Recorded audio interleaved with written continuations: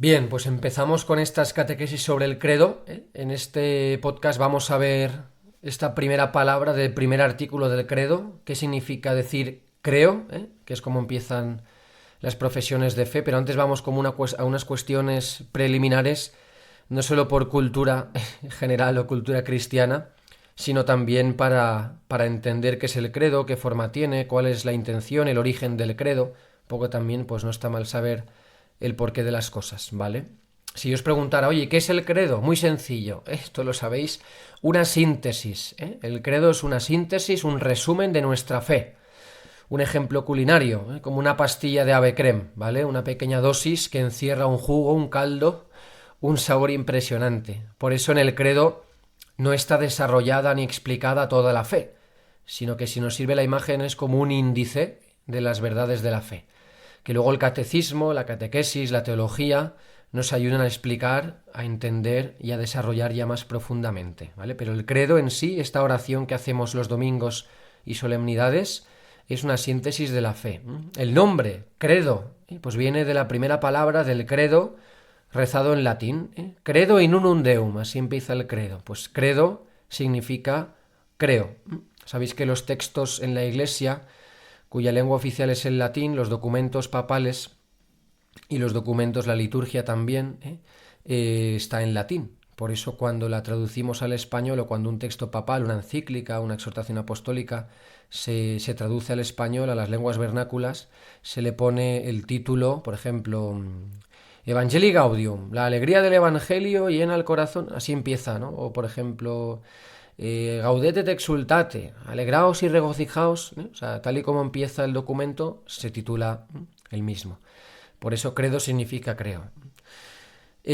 También otro nombre que tienen los credos, los símbolos de la fe. Al credo, desde los primeros siglos de la Iglesia, se le llama símbolo de la fe. Ya Rufino de Aquilea, un exégeta cristiano del siglo IV, del tiempo de San Ambrosio y San Agustín, en su comentario al credo que tiene, usa esta palabra símbolo para referirse al credo. Símbolo, símbolon en griego, significa contraseña. Entonces, si nos ayuda también a entenderlo, el credo es como la contraseña que nos abre a los misterios de Dios, como el password que nos permite entrar en los misterios de nuestra fe. El mismo Rufino explicaba que el credo también es como un estandarte. En aquella época, cuando teníamos los imperios, el imperio romano, ¿no? Las legiones de soldados, pues bueno, cada legión, cada grupo de soldados iba con su estandarte, con su logo. Pues bueno, Rufino decía que nuestro credo es como el estandarte que los cristianos levantamos bien alto y profesamos con fuerza para decirle al mundo bajo qué ejército luchamos, ¿no? Digamos que el credo es el estandarte de la Iglesia, con el que confesamos a quién seguimos, a quién creemos y por quién estamos dispuestos a dar la vida. Y también la palabra símbolon tiene otro significado que es como colección o sumario, ¿no? Resumen, que es lo que estábamos diciendo hace un momento. Bien, esto un poquito el nombre, pues son curiosidades que pues bueno, nos ayudan a entender, ¿vale? Es verdad que mucha gente suele decir que el credo es como un conjunto de dogmas, ¿no? De fórmulas. Un dogma es una verdad de fe que un poco nos ayuda a expresar lo que creemos, ¿no? El dogma de la encarnación. Creemos que Jesucristo, el Hijo de Dios, se encarnó de María la Virgen. El dogma de la Santísima Trinidad. Creemos que Dios es Padre, Hijo y Espíritu Santo, un Dios, tres personas. El dogma de la resurrección. Sabemos que Jesucristo ha resucitado. O sea, los dogmas son como los misterios, las verdades, ¿no? Las expresiones de lo que creemos, ¿no? Son importantes para no equivocarnos ni desviarnos. Y mirad, a mí sinceramente me parece una manera un poco ridícula o despectiva de reducir nuestra fe a un conjunto de dogmas. Me suena como muy abstracto, muy frío. Por eso yo invito a que os fijéis bien, ¿no? Si os dais cuenta, el credo nos cuenta una historia. Vamos a pasar de un plano más abstracto, teórico, a un plano más vital o existencial que seguro que a todos nos ayuda más a amar el credo y a comprenderlo, ¿no? Y a rezarlo con el corazón, no de boquilla como muchas veces hacemos, que ni siquiera sabemos lo que estamos diciendo. El credo nos cuenta una historia de amor, la historia de un amor invencible, la historia de amor más bella jamás contada y vivida por el ser humano. Es la historia de la alianza, la historia de la salvación. Es la historia de amor entre Dios y tú, entre Dios y nosotros, entre Dios y toda la humanidad. Por eso, si os dais cuenta, el credo nos cuenta un relato, una historia. ¿Qué ha pasado? Muchas veces es verdad que rezamos el credo de memoria, de carrerilla, lo rezamos con los labios, pero no pasa por el corazón, ¿no?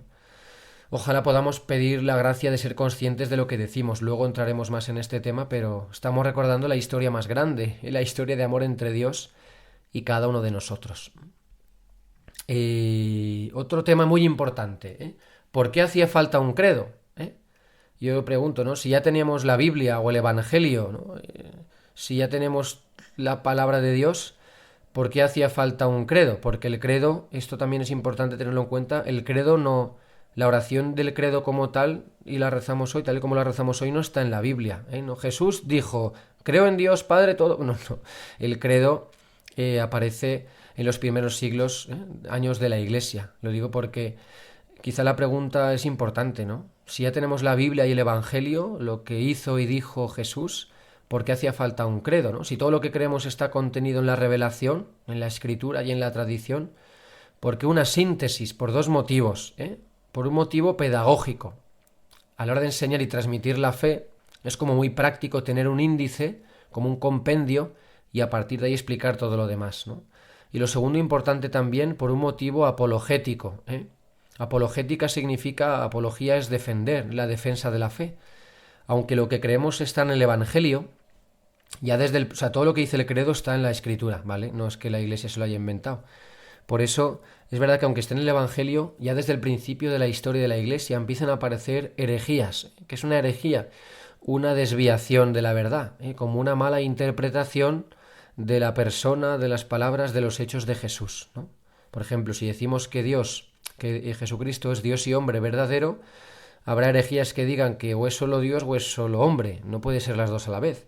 O si decimos que la Santísima Trinidad es un Dios, tres personas, una herejía dirá que es solo un Dios, pero que no hay personas divinas, y otra herejía dirá que son tres dioses, ¿no? Entonces te estás rompiendo la unidad de Dios y la Trinidad de Dios. Poco no sé si me explico, ¿no? O sea, son como malas interpretaciones o explicaciones erróneas e imperfectas, insuficientes de la fe, ¿no? Por eso, desde el principio se empieza a dudar, por ejemplo, de que Jesucristo sea Dios, de que ha resucitado, o de que se encarnó realmente en carne humana. Por eso la Iglesia, los obispos de los primeros tiempos, se vieron en la necesidad como de hacer un índice, como una oración, un texto cerrado, por decirlo así, para proteger la verdad, ¿no? El que cree en la Iglesia, los católicos, los cristianos, creemos esto, es como un sello, como una garantía de nuestra fe, ¿no? Como para decir, mira, la Iglesia profesa esto, y quien se salga de aquí o quien diga cosas que no son tal y como las decimos aquí, no está en comunión con la fe verdadera. Ha habido muchas herejías a lo largo de la historia ya desde el principio, pero es como un sello, como un defender la verdad, porque es muy importante, lo que creemos nos dice y nos configura conforme a lo que somos, ¿no? No es ninguna tontería ni es una cuestión de, por una palabra menudo lío. Pues sí, por una palabra muchas veces hay muchos problemas. ¿Cuántos credos hay? Si os dais cuenta, ¿y de qué año son? Es curioso ver también que ha habido varios credos, varias síntesis de la fe. La fe es la misma, creemos lo mismo, pero hay muchas maneras igual de exponerla o de expresarla a nivel de oraciones, ¿no? Entonces, es verdad que para la catequesis desde el principio, para enseñarla a cada generación de cristianos, había varios símbolos de la fe, ¿no? Entonces, aunque es verdad que, bueno, ha habido dos credos que ya desde el año 1000 después de Cristo, en el año 1000 como que se imponen como los principales modelos de los símbolos de la fe, que son los que todavía hoy rezamos en las Eucaristías, ¿no? El credo de los apóstoles, el credo apostólico, o el credo corto, comúnmente conocido, y el credo niceno-constantinopolitano, que esto para decirlo hay que practicarlo. El credo niceno-constantinopolitano. Ahora veremos por qué este nombre, que es el credo largo, como su mismo nombre indica. El credo de los apóstoles es el credo de la antigua y primitiva iglesia de Roma. Cuando San Pedro se va a Roma a predicar y a crear comunidades cristianas, pues ese es el credo que poco a poco se va instaurando, el credo que se profesaba en el momento del bautismo, ¿no? O sea, los credos tienen un origen también bautismal. Cuando uno se va a bautizar hoy, los niños especialmente, se renueva la fe, ¿no? ¿Creéis en Dios Padre Todopoderoso? Sí, creo. Se hace a los padres y padrinos estas tres preguntas sobre el Padre, el Hijo y el Espíritu Santo. Pues luego todas estas tres preguntas sobre los misterios de la fe se compendian en la oración que conocemos como credo. Pero el credo tiene un origen bautismal, ¿no? Y lo encontramos ya, este credo apostólico, en un documento de San Hipólito, llamado la Tradición Apostólica, que nos cuenta este documento cómo era la liturgia de la primera iglesia, el bautismo, las Eucaristías, que este documento es del siglo II, III después de Cristo. O sea, para que veáis que la iglesia ya, lo que profesamos y lo que rezamos nos conecta con la larga tradición de la iglesia. Estamos rezando lo mismo, no solo que ya creemos y que está en el Evangelio, sino lo mismo con lo que los primeros cristianos rezaban. Y el credo niceno-constantinopolitano es del año 381 después de Cristo, un poco más posterior. El nombre viene pues de los dos concilios ecuménicos. Un concilio ecuménico es una reunión de obispos en la que se congregan, se reúnen para tratar temas de fe, fundamentalmente también de moral o de disciplina, pero los primeros de la Iglesia, para tratar el tema de las herejías, ¿no? Están habiendo desviaciones, malas interpretaciones, hace falta que los obispos, ¿no?, los pastores, los encargados autorizados de defender y de profesar y enseñar la fe, se reúnan y nos digan qué es lo que hemos de creer y qué es lo que no. No porque a ellos se les antoje, sino inspirados y asistidos por el Espíritu Santo en oración, pues bueno, rezando las Escrituras y viendo el Evangelio y escuchando la predicación de los apóstoles, tal y como nos transmitieron quién es Jesucristo y qué es la Iglesia, pues a partir de ahí como que se define el credo. Por eso este credo niceno de Nicea y constantinopolitano de Constantinopla, ¿vale? Son los dos concilios en los que fue compuesto. El concilio de Nicea, del año 325, que tuvo que reafirmar la fe en la divinidad del Hijo de Jesucristo, Hijo de Dios y Dios mismo, porque estaba la herejía del arrianismo, en la que se dudaba y se negaba la divinidad de Jesucristo. Decían que era como un ser humano un poco más especial, iluminado por Dios, pero no realmente Dios, ¿no? Y tuvo que la Iglesia que defender la divinidad del Hijo de Dios, de Jesucristo. Y el concilio de Constantinopla, del año 381, que reafirmó la divinidad del Espíritu Santo, porque también se dudaba de que fuera Dios mismo, ¿vale? Que es Dios junto al Padre y al Hijo. Esto un poquito los dos credos, digamos, principales, modélicos, con los que la Iglesia profesa hoy su fe. ¿Y de dónde sale el credo? ¿Cuál es el origen? Lo hemos dicho ya un poco sucintamente, que el origen está en la revelación, en la Sagrada Escritura.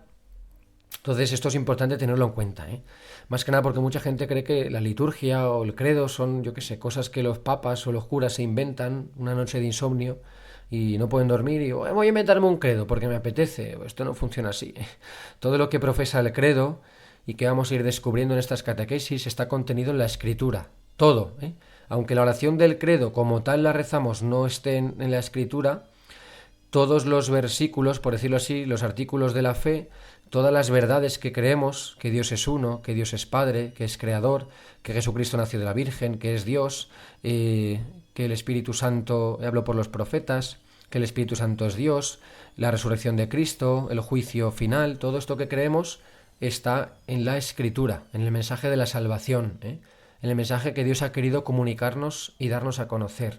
Cuando hablamos de revelación, revelación significa, esto lo hablaremos en la segunda catequesis, revelar es quitar el velo. La Iglesia no se inventa nada. Dios habla, Dios enseña, Dios se comunica, se da a conocer y la Iglesia escucha y responde con fe. Creo, me creo eso que me dices, quiero vivir eso que me dices. Por eso esto es la clave, ¿no? Que estamos creyendo y rezando con aquello que el mismo Dios nos ha dicho de él mismo. Por eso es interesante ver también que la estructura del credo, esta estructura trinitaria, Padre, Hijo y Espíritu Santo, sigue la misma historia de la salvación, la misma Biblia. ¿Por qué? ¿Qué nos cuenta la Biblia? Pues la historia de cómo Dios se ha ido dando a conocer, cómo a través del Antiguo Testamento y en la vida de Jesucristo de manera plena, nos ha dicho que Dios es Padre, que Dios es Hijo, que Dios es Espíritu Santo. Si uno se preguntara, oye, ¿qué nos cuenta la Biblia? Mirad, la Sagrada Escritura nos responde a dos preguntas fundamentales. ¿Quién es Dios y quién eres tú? Estas son las dos preguntas que encierra la Biblia, sintetizándolo mucho, ¿vale? ¿Quién es Dios y quién eres tú? ¿Quiénes somos tú y yo? ¿Y cómo nos cuenta esto? ¿Cómo responde a estas preguntas? Con una historia. En el principio creó Dios el cielo y la tierra. Así empieza, ¿no? Nos acordamos del érase una vez, pues bueno, en el principio la Biblia nos cuenta la historia de la salvación para decirnos quién es Dios y quiénes somos nosotros.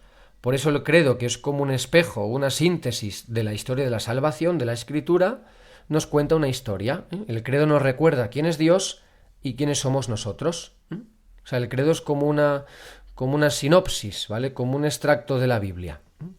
Y mirad, esto es muy importante y aquí esto es una de las cosas clave para entender y vivir el credo de una manera más vital, ¿vale? Cuando rezamos el credo pasamos palabras, información por la cabeza, pero un poco yo os invito a que podamos descubrir el credo de una manera más vital y existencial, ¿no? O sea, para quien el credo le resulte una serie de fórmulas, ojalá podamos descubrir cómo en cada afirmación del credo hay una afirmación sobre Dios y una afirmación sobre ti, y sobre mí.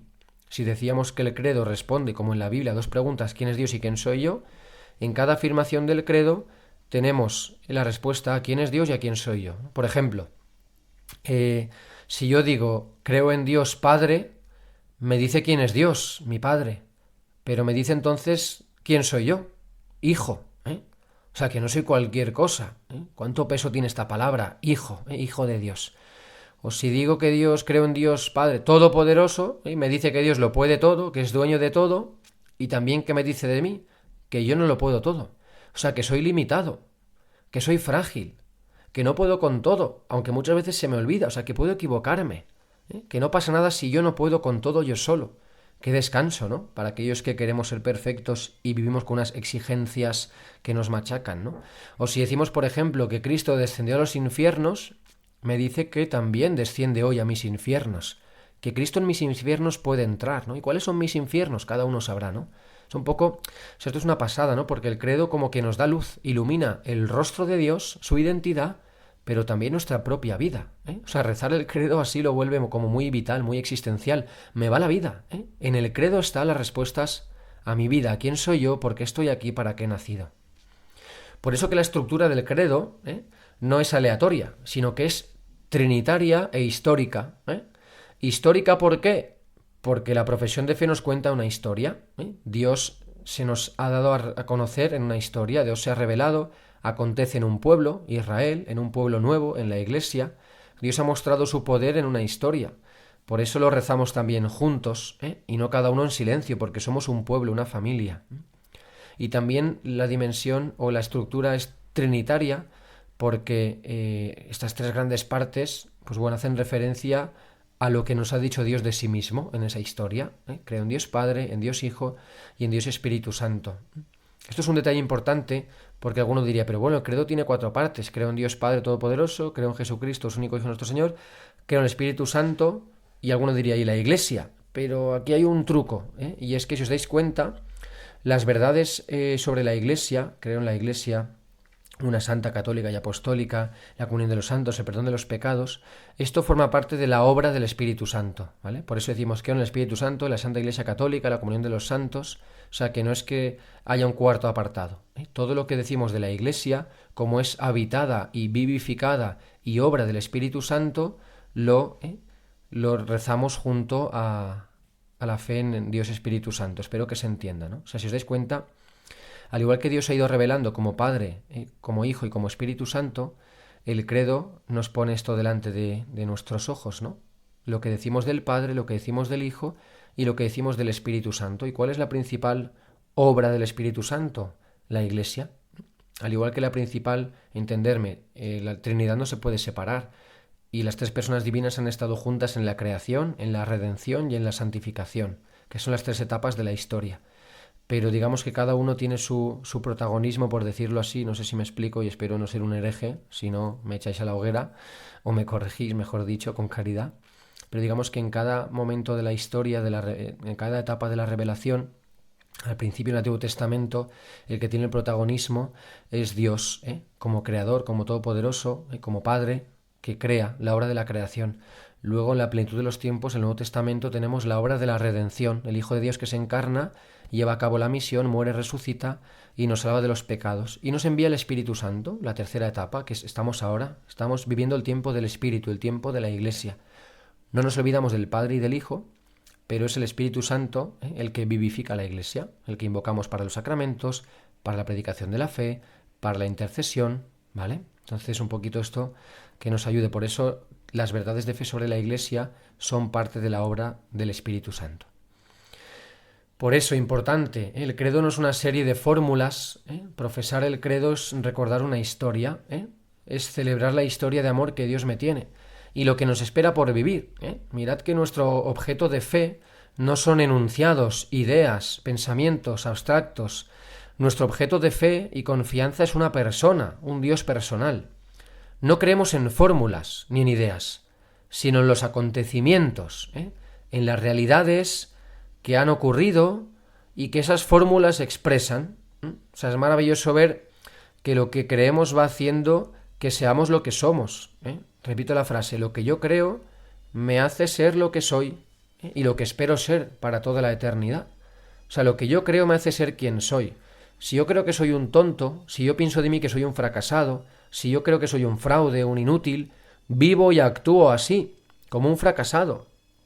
Si yo creo que mi familia es una maldición, que mi familia es un absurdo, que mi familia es una porquería, nunca voy a amar a mi familia, voy a vivir y actuar conforme a lo que creo. Si yo creo que mi pasado es un error, que mi pasado ha sido un fracaso, viviré mi presente y mi futuro como una víctima o en la queja crónica. ¿Os dais cuenta? Lo que yo creo configura cómo vivo. Lo que yo creo me hace vivir y actuar conforme a lo que soy. Aquí también, lo que yo creo, lo que profeso en el credo, transforma mi vida. No es lo mismo decir soy hijo de Dios a decir soy una porquería, un accidente del azar. No es lo mismo decir Cristo me ha liberado de mis pecados a decir soy esclavo de mis errores. No es lo mismo decir el Espíritu Santo habita en mí porque soy su templo a decir mi cuerpo es una chorrada que puedo hacer con él lo que quiera. O sea, lo que yo creo y profeso me hace vivir y transforma mi propia vida. Por eso el credo no es una simple oración que rezamos los domingos y ya está, porque toca o porque los liturgistas ahí la pusieron, sino que el credo es vital, es necesario. Necesitamos recordar cada domingo al inicio de la semana la historia de amor que Dios hace contigo y conmigo, porque se nos olvida.